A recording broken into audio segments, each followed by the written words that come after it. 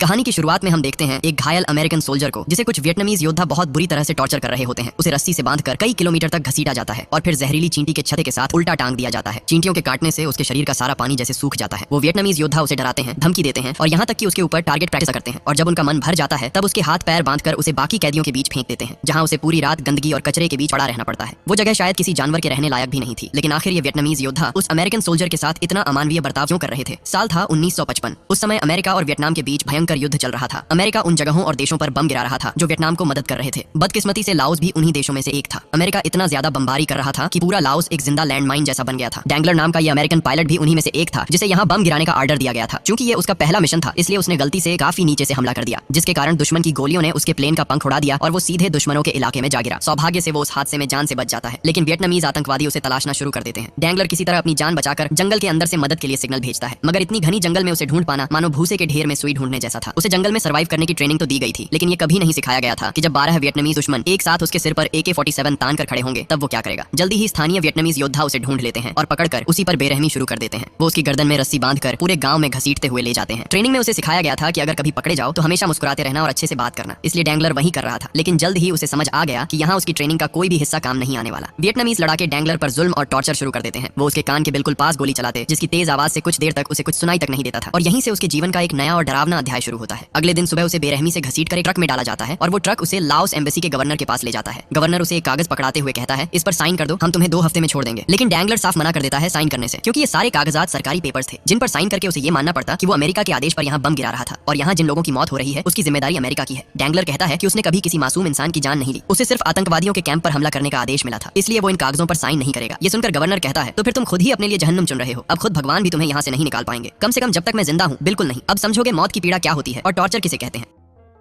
इसके बाद डैंगलर पर फिर से भयानक अत्याचार शुरू होता है। उसे रोजाना दर्द में रखा जाता और उसे सोने नहीं दिया जाता। जैसे ही थका हुआ शरीर थोड़ा सा झपकी लेता, वो लोग उसे उठा देते और एक पतली पाई के पानी में सिर डुबो कर रखते। ये यातना दिन पर दिन चलती रहती और हर गुजरते दिन के साथ और भी बढ़ती जाती। कुछ समय बाद डैंगलर को गांव से काफी दूर जंगल के बीच एक कच्ची झोपड़ी में लाया जाता और वहीं उसका नया जेल बन जाता है। वहाँ उसे पता चलता है कि वो अकेला नहीं है, उसी तरह और भी कई कैदी यहाँ बंद हैं। ठीक तभी सामने से एक आवाज आती है जो उसे कहती है, बिल्कुल आवाज मत करना वरना वो लोग आ जाएंगे। लेकिन ये कहते ही कुछ वियतनामीज वहाँ पहुंच जाते हैं और डैंगलर के पैरों में भारी लकड़ियां बांध देते हैं ताकि वो भाग न सके। अगले दिन डैंगलर और बाकी कैदियों को बाहर लाया जाता है। उनके शरीर देखकर डैंगलर समझ जाता है कि ये जगह सच में जहन्नुम के अलावा और कुछ नहीं है। गार्ड बिल्कुल भी कैदियों को खाना नहीं देते, जिसकी वजह से वे कुपोषण का शिकार हो रहे थे। उनके शरीर इतने कमजोर हो चुके थे कि उनकी हड्डियां साफ दिख रही थीं। एक पुराने कैदी जिन नाम का डैंगलर को यहाँ मौजूद हर इंसान से मिलवाता है, जिन भी एक अमेरिकन पायलट था और कई सालों से यही कैदी बना हुआ था। लेकिन अमेरिकन सरकार ने उसे यहाँ से निकालने की कोई कोशिश नहीं की थी। ये सोचकर डैंगलर को बहुत गुस्सा आता है। एक सैनिक जो अपने देश के लिए जान देने को तैयार है, वही सैनिक को बचाने में सरकार कोई मदद नहीं कर रही। लेकिन डैंगलर अच्छे से समझता है कि यहाँ वो फंस चुका है, इसे ही छोड़कर भागने की प्लान उसे खुद बनानी होगी। वो देखता है कि दिन के समय कैदी खुले में बिना किसी शिकल के घूम सकते थे, लेकिन चारों तरफ लगे बांस के घेरे के पास जाना मना था। कोई शक दिखा तो गार्ड गोली चला देते। इतने खतरे के बावजूद डैंगलर इस जगह को जेल जैसा नहीं मानता, क्योंकि यहाँ न तो लोहे की शिकल थी न मोटी कंक्रीट की दीवार। उसे लगता था कि यहाँ से वो भाग सका है, लेकिन उसके दिमाग में एक बार भी ये नहीं आया कि अगर भागना इतना आसान होता तो बाकी कैदी अब क्यों नहीं भागे। लेकिन जिन सोचता था कि शायद युद्ध खत्म होने पर उन्हें छोड़ दिया जाएगा, लेकिन जब डैंगलर ने उसे बताया कि युद्ध अभी भी चल रहा है और अब भी चलेगा, तो जिन की आंखों में आंसू आ जाते हैं, क्योंकि वो 2.5 साल से बस इस दिन का इंतजार कर रहा था कि कब युद्ध खत्म होगा और उन्हें छोड़ दिया जाएगा और वो फिर अपने फैमिली के पास लौट पाएगा। उधर डैंगलर को पूरा यकीन था कि वो यहाँ से जरूर भाग सकता है और वो आज रात ही भागने की प्लानिंग करता है। लेकिन जिन उसे रोकते हुए कहता है, अगर तुम भागने की कोशिश करोगे और पकड़े जाओगे तो ये लोग हमें कभी आजाद नहीं करेंगे, इसलिए बेहतर है कि तुम भी हमारी तरह रिहाई का इंतजार करो। तभी एक और कैदी ड्वे बोलता है, तुम दोनों समझ नहीं रहे, ये बांस से बना हुआ घर हमारी असल जेल नहीं है। असली जेल तो ये विशाल जंगल है। यहाँ से अगर किसी तरह निकल भी गए तो पानी और खाना के बिना जंगल में 2 दिन भी जिंदा रहना मुश्किल है। यहाँ बता दूं, ड्वे भी एक अमेरिकन पायलट था और वो भी कई सालों से यहीं कैद था। ये सुनकर डैंगलर कहता है, ठीक है तो हम बारिश के मौसम में भागेंगे, तब चारों तरफ पानी होगा। लेकिन इसमें भी एक बड़ा मसला था। ड्वे बताता है कि बारिश आने में अभी 4-5 महीने बाकी हैं। डैंगलर समझ जाता है कि जितना वो उनसे भागने का रास्ता पूछेगा उतना ही वो लोग नई नई परेशानियां बताते रहेंगे, इसलिए वो खुद ही फैसला करता है कि वो आज रात ही भागेगा। ड्वे उसे आखिरी बार चेतावनी देता है, जंगल से बचकर निकल भी गए तो यहाँ से बाहर कैसे जाओगे। दिन में 6 गार्ड हथियार लेकर चौकसी करते हैं। डैंगलर जवाब देता है, इसलिए तो मैं रात में भागने की सोच रहा हूँ। ये सुनकर सारे कैदी उसकी ओर हैरानी से देखने लगे, क्योंकि उसे ये पता ही नहीं था कि रात में कैदियों के साथ क्या होता है। रात होते ही गार्ड कैदियों के हाथ पांव बांधकर उन्हें सुला देते थे ताकि वे हिल डुल न सकें, और उधर डैंगलर तो रात में ही भागने का प्लान बना रहा था। डैंगलर फिर कैदियों से कील मांगने लगा है। उसके दिमाग में कोई न कोई प्लान घूम रहा था। ड्यूए कहता है, यहाँ बांस के अलावा तुम्हें कुछ नहीं मिलेगा, कील मिलना तो लगभग नामुमकिन है। तभी एक कैदी बताता है कि उसे पता है कील कहाँ है। वो कहता है कि कल सुबह दिखाएगा। आएगा। अगली सुबह वो डैंगलर को दूर एक छोटी सी ऊंचाई पर खड़े एक गार्ड की ओर इशारा करता है। ठीक उसके सिर के बाजू में एक कील लगी हुई थी। जिन उसे समझाता है, प्लीज ऐसा कुछ मत करना जिससे हम सबकी जान खतरे में पड़ जाए। लेकिन डैंगलर के दिमाग में बस एक ही बात चल रही थी, किसी भी कीमत पर यहाँ से निकलना ही होगा। वो एक प्लान बनाता है। उसके इशारे पर कैदी अजीब अजीब हरकतें करने लगे हैं ताकि गार्डों का ध्यान उसी तरफ लगा रहे। यह देखकर गार्ड बंदूकें उठाकर उनकी तरफ बढ़ जाते हैं। मौका देखते ही डैंगलर धीरे से उस छोटे गार्ड की तरफ जाता है और टूथपेस्ट लेने का बहाना करके चालाकी से वह कील निकालकर अपनी जेब में छुपा लेता है। फिर गार्डों की नजर से बचकर वो उस कील को घिसकर एक पतला नुकीला हथियार बना लेता है। रात में जब सारे गार्ड सो जाते हैं तो वह मुंह से कील निकालता है और कुछ ही सेकंड में अपने हाथ खोल लेता है। ये देखकर बाकी कैदी दंग रह जाते हैं, जैसे उसने कोई जादू दिखा दिया हो। वो पूछते हैं, तुमने ये कैसे किया? डैंगलर बताता है, ट्रेनिंग में हमें सिखाया गया था कि स्प्रिंग पर हल्का सा प्रेशर डालो तो हैंडकफ का लॉक आसानी से खुल जाता है। फिर वह हैंडकफ को पहले जैसा बंद कर देता है क्योंकि वे आज रात भागने वाले नहीं थे और उन्हें ध्यान रखना था कि गार्डों को जरा भी शक न हो। अगले दिन डैंगलर भागने के अलग अलग प्लान के बारे में सोच रहा था। तभी एक अमेरिकन प्लेन उनके सिर के ऊपर से उड़कर जाता है। ये देखते ही गार्ड जल्दी से सारे कैदियों को अंदर ले जाते हैं। इसी दौरान डराने के लिए एक गार्ड गोली चलाता है। वह गोली ड्यूई को लगती है, लेकिन किस्मत से वह कान के पास से निकल जाती है, वरना उसकी जान चली जाती। सब शांत होने पर एक गार्ड अंदर आता है और डैंगलर की तरफ बंदूक तान देता है। वह उसे डराकर कहता है, हमारे सामने घुटनों पर गिरकर अपनी जान की भीख मांगो। लेकिन डैंगलर बिल्कुल नहीं डरता। वह उनकी तरफ देखकर हंसता रहता है क्योंकि यही तो उसे ट्रेनिंग में सिखाया गया था। कुछ देर बाद वही गार्ड खुद भी हंसने लगा है क्योंकि बंदूक खाली थी। वे लोग सिर्फ डैंगलर को डराकर मजा ले रहे थे। दिन बीतकर रात होती है। रात में कैदी बांस की दीवार पर लगे खाने के पोस्टर्स देखते हैं और पुराने दिनों को याद करते हैं जब खाना उन्हें आसानी से मिल जाता था और आज एक कण खाना के लिए भी तरस रहे हैं। इसी तरह कुछ दिन गुजर जाते हैं।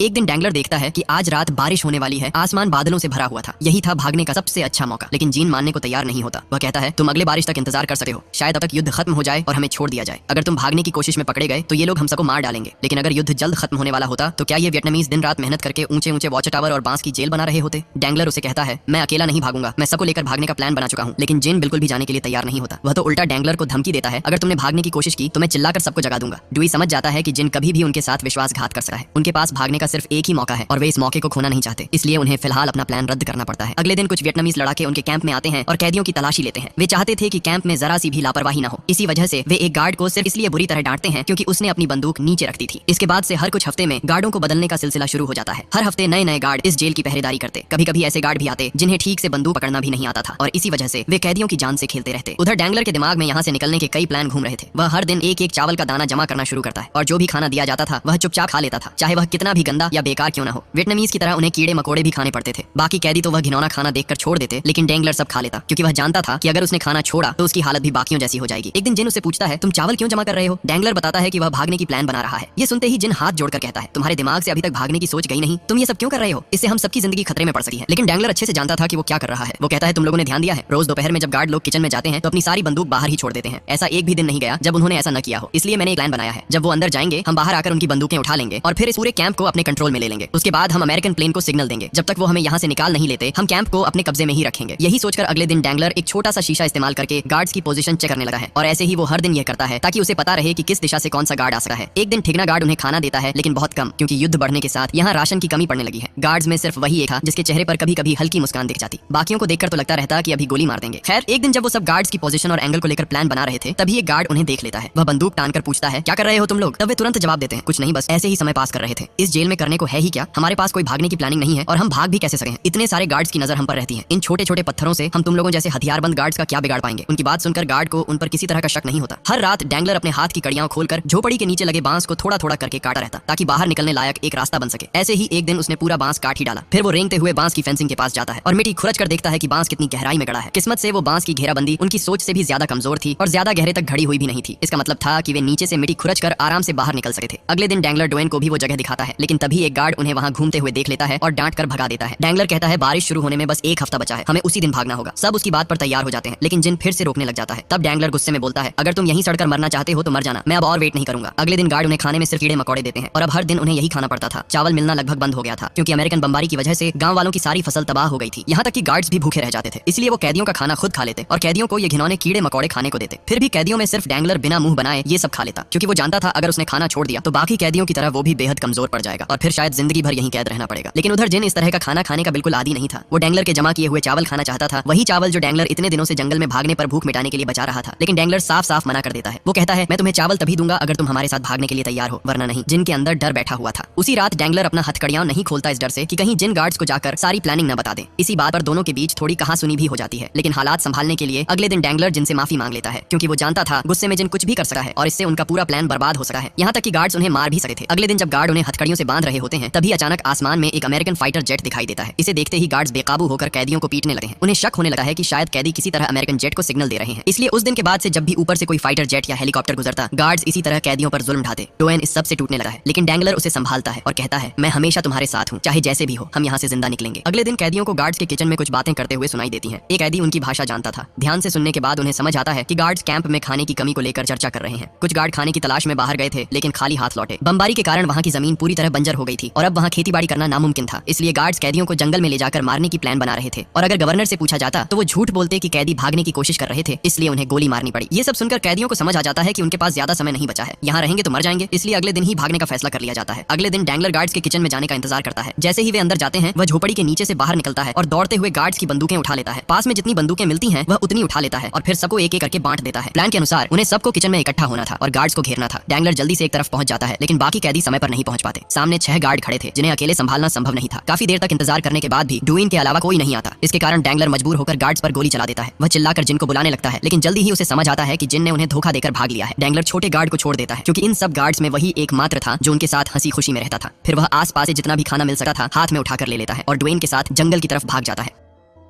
थोड़ी दूर जाने के बाद वह जिन को देखता है जो डैंगलर की जान को खतरे में डालकर अकेले भाग आया था, लेकिन वह ऐसा दिखाता है कि उसने कुछ भी नहीं किया। डैंगलर उस पर बहुत गुस्सा हो जाता है। वह कहता है, तुमने हमें छोड़कर क्यों भाग गए? हमने तो साथ में भागने की प्लान बनाई थी और उस प्लान में हम एक दूसरे के साथ ही रहेंगे, कोई भी किसी को छोड़कर नहीं भागेगा। लेकिन जिन उसके सवाल का कोई जवाब नहीं देता और वहाँ खड़े खड़े जैसे भूत बन जाता है। तब डैंगलर उसके पैरों के जूते देकर पूछता है, तुमने ये जूते कहाँ पाए और हमारे जूते कहाँ हैं? डुएन फिर झूठ बोलता है कि वहाँ और जूते नहीं थे और शायद बाकी कैदी जूते लेकर भाग गए होंगे। डैंगलर को यह बात अजीब लगती है। उसे समझ आता है कि शायद इतने लंबे समय तक कैद रहने की वजह से जिन की मानसिक स्थिति बिगड़ गई है और अगर उन्हें बचना है तो अब उन्हें अलग होना पड़ेगा, वरना जिन की वजह से बाकी कैदी फिर पकड़ लिए जा सकते हैं। इसके बाद डैंगलर जिन को वहीं छोड़ देता है और डुएन के साथ आगे बढ़ता है। थोड़ी दूर जाने के बाद डुएन ऊपर आसमान की तरफ देखता है और कहता है बारिश आने वाली है और ये अच्छी खबर थी क्योंकि अब उनके पास पीने के लिए पानी और खाने के लिए खाना था। कुछ ही देर में बारिश शुरू हो जाती है। वे थोड़ी बारिश का पानी पीते हैं और चावल की पुटली खोलकर वहां से थोड़ा खाना खा लेते हैं। लेकिन जहां वे रुके थे वहां की मिट्टी भीग चुकी थी और फिसलन भरी थी, जिससे तेज बहाव उन्हें अपने साथ खींच ले जाता। उनका बाकी बचा हुआ खाना इस पानी की तेज धारा में बहकर नष्ट हो गया। अब उन्हें तुरंत खाना ढूंढना था, वरना इस जंगल में उन्हें पीने का पानी तो मिल जाता लेकिन खाने के लिए वे मर जाते। थोड़ी ही दूरी तय करने के बाद वे एक नदी देखते हैं। यही नदी उन्हें थाईलैंड तक ले जाएगी, लेकिन इसके लिए उन्हें नदी पार करनी होगी। इसके लिए उन्होंने बांस से एक राफ्ट बनाया और धीरे धीरे नदी में तैरते हुए आगे बढ़ना शुरू किया। लेकिन जल्द ही उन्हें समझ आता है कि नदी एक गहरे जलप्रपात की ओर जा रही है। उस तेज बहाव में वे सीधे नीचे गिर जाते, लेकिन इसके पहले ही वे किनारे पहुंच जाते हैं। उनका राफ्ट अब और काम का नहीं रहा और उनके शरीर में इतनी ताकत भी नहीं बची थी कि नया राफ्ट बनाया जा सके। तब डैंगलर को एक अजीब सा एहसास होता है। वह अपनी शर्ट खोलता है और देखता है कि उसके शरीर पर झुंड झुंड कीड़े चिपक गए हैं। वह उन्हें एक एक करके हटाने लगा है। इतनी भूख के कारण उसे कुछ पल के लिए लगा कि इन्हें खा भी लिया जा सका है, लेकिन उसने अपना मन बदल लिया। उनका शरीर कमजोर और थकान से भर चुका था। दोनों टूटते जा रहे थे, इसलिए वे पतों से अपने शरीर को ढककर सो जाते हैं। अत्यधिक थकान में रात वहीं काट देते हैं। अगली सुबह डैंगलर एक व्यक्ति को नदी में मछली पकड़ते हुए देखता है। उन्हें लगा है कि शायद उससे खाना मिल सका है, इसलिए वे उस व्यक्ति का पीछा करने लगे हैं। लेकिन फिर डैंगलर सोचता है अगर किसी भी तरह वे फिर पकड़े गए तो यह खतरा बहुत बड़ा होगा, इसलिए वे उस व्यक्ति का पीछा करना छोड़ देते हैं। शरीर बहुत ज्यादा कमजोर था और पेट में तेज भूख लगी हुई थी। उनके हाथ में जो बंदूक थी वो भी किसी काम की नहीं थी, क्योंकि अगर वो किसी जानवर को मारने के लिए गोली चलाते तो उस आवाज से गार्ड्स तुरंत उन्हें पकड़ लेते। शायद तभी से उन्हें खोजने के लिए सर्च ऑपरेशन भी शुरू हो गया होगा। डैंगलर ने उनकी बंदूकें भी पानी में फेंक दिया, क्योंकि वैसे भी उनका वजन बहुत ज्यादा था। इसके बाद वो दोनों खाली हाथ फिर से उस गहरे जंगल में खाने की तलाश में निकल पड़े। लेकिन देखा गया कि डुएन की हालत और भी खराब होती जा रही थी। उसके शरीर में दर्द, तकलीफ और थकान के अलावा वो कुछ भी महसूस नहीं कर पा रहा था। थोड़ा और आगे बढ़ने पर उन्हें जंगल के बीच एक पुराना परित्यक्त घर दिखा और वहीं आज का दिन बिताने का फैसला करते हैं। अंदर आते आते दोनों के शरीर वैसे ही टूट चुके थे। उधर डुएन पूरी तरह से हार मान चुका था। वो अब शांतिपूर्वक मरना चाहता था। वो डैंगलर से कहता है मुझे यहीं मेरे हाल पर छोड़ दो, मैं अब और नहीं चल सका। लेकिन डैंगलर हार नहीं मानता। वो उसे हिम्मत देता है और एक बेहतर भविष्य का सपना दिखाता है। कहता है कि वो इतने साल तक वहाँ मरते मरते जीता आया है और किसी तरह से वो दोनों यहाँ से भाग भी निकले हैं। बस किसी तरह अगर वो ये जंगल पार करके जिंदा बाहर निकल आए तो उनके लिए एक खूबसूरत जिंदगी इंतजार कर रही है। ये सब बातें सुनने के बाद डुएन में फिर से जीने की इच्छा जाग उठती है। बातों के दौरान ही वे अचानक 2 हेलीकॉप्टर उन्हें आते हुए देखते हैं। डैंगलर जोर जोर से चिल्लाकर मदद मांगता है, हमें बचाओ, हम नीचे हैं। लेकिन दुर्भाग्यवश कोई ध्यान नहीं देता। ठंड में डुएन का शरीर कांपने लगा है और उसके हेलुसिनेशन शुरू हो जाते हैं। अपने आप वह कहता है, डैंगलर धीरे धीरे बात करो, नहीं तो गार्ड्स फिर से आ जाएंगे। लेकिन डैंगलर उससे कोई बात नहीं कर रहा होता। डुएन उल्टा सीधा बोलने लगा है। उसकी खराब स्थिति देकर डैंगलर उसे शांत होने और लेट जाने को कहता है और फिर वह चारों ओर के पूरे इलाके में आग लगाने का निर्णय लेता है। शायद धुआं देकर कोई अमेरिकन प्लेन उन्हें देख ले, और डैंगलर यही करता है। वह पेड़ों की छाल घिसकर आग लगा देता है। देखते देखते आग इतनी फैल जाती है कि कुछ ही समय बाद एक अमेरिकन हेलीकॉप्टर उन्हें देख लेता है। डैंगलर फिर से मदद के लिए चिल्लाता है, लेकिन दुर्भाग्यवश अमेरिकन लोग उसे आतंकवादी समझकर हेलीकॉप्टर से बेवजह गोली चलाने लगते हैं। सौभाग्य से वह किसी तरह वहां से बच निकलता है। अगली सुबह जब डुएन की नींद खुलती है, वह देखा है कि उसका शरीर बिल्कुल जिंदा लाश जैसा हो गया है। उसे ठीक से चलने की क्षमता नहीं है। वह देखा है कि डैंगलर ने चारों ओर आग फैला दी है। डुएन कहता है, हमें अभी यहाँ से भागना होगा। शायद ये आग और धुआं देखकर सच्चे गार्ड्स फिर से आ जाएंगे। इसलिए वे अब और समय बर्बाद नहीं करते और अपने शरीर की बाकी बची हुई ताकत से आगे बढ़ते हैं। कई घंटों की यात्रा के बाद वे एक गांव के पास पहुंचते हैं। वहां वे देखते हैं कि एक छोटा सा बच्चा बाल्टी में पानी लेकर जा रहा है। बहुत प्यास लगने के कारण दोनों उससे थोड़ा पानी मांगते हैं, लेकिन पानी देने की बजाय बच्चा चिल्लाता है और गांव वालों को बुला लेता है। गांव वाले आकर उन्हें घेरे में ले लेते हैं और हंगामा शुरू कर देते हैं। दोनों के शरीर में वहां से भागने की कोई ताकत नहीं थी, इसलिए उन्हें आत्मसमर्पण करना पड़ता है। फिर भी गांव के किसी व्यक्ति ने ड्वेन के पैर पर चाकू मार दिया। उस दर्द से ड्वेन चिल्ला उठा है, लेकिन उसी क्षण उस गांव वाले ने ड्वेन की गर्दन काट दी और गला शरीर से अलग कर दिया। यह देखकर डैंगलर लगभग पागल हो जाता है। वह चिल्लाते हुए गांव वालों पर हमला करने जाता है। गांव वाले डर के मारे वहां से भाग जाते क्योंकि वे संख्या में कम थे। डैंगलर भी वहां से भागकर जंगल में छुप जाता है। कुछ ही देर बाद और गांव वाले उसे खोजने वहां पहुंचते हैं। इस तरह रात हो जाती है। रात के समय डैंगलर के साथ अजीब अजीब घटनाएं होती हैं। उसे ड्वेन की आवाज सुनाई देती है। उसे लगता है कि उसका दोस्त उसके पास ही बैठा है। अब वह इस जंगल में अकेला रह गया था। यहाँ अकेले बिना खाने और पानी के बचना बहुत कठिन था। डैंगलर कई दिन इसी तरह जंगल में गुजार देता है। एक दिन खाने की तलाश में घूमते घूमते डैंगलर कुछ वियतनामी सैनिकों को देखता है। वे एक जगह बैठकर खाना खा रहे थे। कुछ समय बाद जब वे वहां से चले जाते हैं तो उन्होंने जो खाना छोड़ा था, भूख के मारे डैंगलर उसे खाने लगता है। इससे उसकी भूख थोड़ी तो मिटती है, लेकिन शरीर में विटामिन की कमी की वजह से वह बहुत कमजोर पड़ जाता है। बीच बीच में उसके सामने अजीब अजीब दृश्य आते हैं और ड्वेन की परछाई उसकी आंखों के सामने तैरती रहती है। ये सब उसकी कमजोरी के कारण होता है। पूरी रात वह इसी तरह गुजारता है। अगले दिन खाने की तलाश में डैंगलर एक नदी के किनारे पहुंचता है। वहां वह पानी में एक सांप देखता है। चूंकि इस सांप का विष नहीं था, डैंगलर डरता नहीं और उसे पकड़ लेता है और दांतों से काटकर उसे खाने लगता है। खाते समय अचानक उसे एक विमान की आवाज सुनाई देती है। वह जल्दी से एक पता उठाता है और विमान को इशारा करने लगा है, इस उम्मीद में कि शायद इस बार वह बच जाएगा। वह विमान आकाश में कई बार चक्कर लगाता है और कुछ ही देर में उसकी तरफ आने लगा है। सौभाग्य से उन्होंने डैंगलर को देख लिया। डैंगलर लगभग उम्मीद छोड़ चुका था कि वह यहाँ से जीवित बाहर नहीं निकल पाएगा, लेकिन कुछ ही देर बाद वहाँ एक हेलीकॉप्टर पहुंचता है। हेलीकॉप्टर से रस्सी फेंकी जाती है। डैंगलर का खुशी का ठिकाना नहीं रहता। वह जल्दी से रस्सी पकड़कर ऊपर चढ़ने लगा है, लेकिन तभी वियतनामी आतंकवादी उसे देख लेते हैं और बेतरतीब गोलियां चलाते हैं। इसके जवाब में अमेरिकी सैनिक हेलीकॉप्टर से फायरिंग करते हैं। इतने लंबे समय तक चले कठोर यातना और जीवित रहने की लड़ाई के बाद आखिरकार डैंगलर जीत जाता है। अमेरिकन सैनिक डैंगलर को सुरक्षित निकाल कर ले जाते हैं। हेलीकॉप्टर में सैनिक उससे कुछ सवाल पूछते हैं। क्या वह सच में अमेरिकी पायलट है? उसका कोड नंबर क्या है? वह किस मिशन पर था? डैंगलर को उत्तर देने में थोड़ा समय लगता है, लेकिन वह सही जवाब देता है क्योंकि इतने समय तक कुपोषण और भूख के कारण उसकी स्मृति बहुत कमजोर हो गई थी। फिर भी अंततः उसे बेस पर ले जाया जाता है, लेकिन बेस पहुंचते ही CIA ऑफिसर्स बताते हैं कि डैंगलर एक गुप्त मिशन से वापस आया है। जब तक वह कुछ सवालों के जवाब नहीं देगा, कोई भी उससे मिल या बात नहीं कर सका। इसके बाद डैंगलर को बेस से स्थानीय हॉस्पिटल में भर्ती कराया जाता है। वहाँ उसकी धीरे धीरे इलाज किया जाता है और वह काफी हद तक स्वस्थ हो जाता है। थोड़ी स्वस्थ होने पर CIA एजेंट वहाँ की हर घटना का विवरण जानना चाहते हैं, लेकिन डैंगलर इन सब चीजों को छोड़कर बस अपने दोस्तों से मिलने की इच्छा रखता था। तभी देखा जाता है कि उसके दोस्त डैंगलर की जीवित वापसी की खुशी में वहाँ एक बहुत बड़ा केक लेकर आए हैं। सभी बेहद खुश थे अपने दोस्त को वापस पाकर, लेकिन डैंगलर CIA एजेंट्स के सवालों से परेशान हो चुका था। वह अपने दोस्तों से कहता है कि वह यहाँ से जाना चाहता है। उसके दोस्त उसे वॉशरूम में ले जाने का बहाना बनाकर 10 मिनट का समय निकालते हैं और केक लेकर आए ट्रॉली में छिपाकर उसे अस्पताल के बाहर ले आते हैं। इसके बाद डैंगलर को हेलीकॉप्टर से लेकर US नेवी के जहाज पर पहुंचाया जाता है। वहाँ पूरी क्रू उसकी जीवित वापसी की खुशी में जश्न मना रही थी। डैंगलर के चेहरे पर भी मुस्कान थी। उसने एक नई जिंदगी पाई थी, लेकिन दिल के किसी कोने में उसे अपने उन साथी बंदियों के लिए दुख भी था। डैंगलर तो जीवित बच गया, लेकिन दुर्भाग्यवश उसके साथी बंदियों को वहाँ से बचाया नहीं जा सका। शायद वे इतने समय में मर चुके थे। खैर, अंत में यह बताया जाता है कि डैंगलर ने लगभग 6 महीने जंगल की जेल में बिताए थे, जिसमें से 23 दिन वह पूरी तरह जंगल में ही था। वह जेल और जंगल में केवल कीड़े मकोड़े और सांप खाकर जीवित रहा। उस नरक से बचकर लौटने के बाद उसे एक्टिव ड्यूटी से रिटायर कर दिया गया और वह सिविलियन टेस्ट पायलट के रूप में काम करने लगा।